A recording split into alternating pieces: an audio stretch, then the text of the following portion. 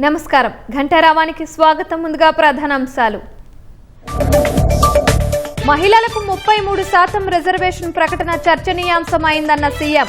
అన్ని పార్టీలు స్వాగతించాల్సిన పరిస్థితి ఏర్పడుతోందని వెల్లడి. పవన్ కళ్యాణ్ వెనుక రాజకీయ కుట్ర జరుగుతోందన్న మాధవ్. కూటమికి నష్టం కలిగించే ప్రయత్నం చేస్తున్నారని ఆగ్రహం.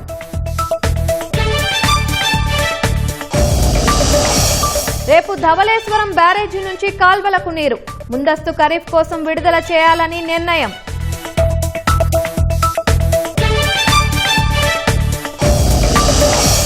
కాసేపట్లో కర్ణాటక శాసనసభాపక్ష సమావేశం. డీకే శివకుమార్ ను ఏకగ్రీవంగా ఎన్నుకునే అవకాశం.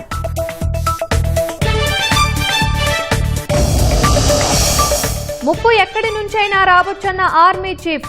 శత్రువుల కవ్వింపులకు ఆపరేషన్ సింధూర్ సమాధానమని వెల్లడి.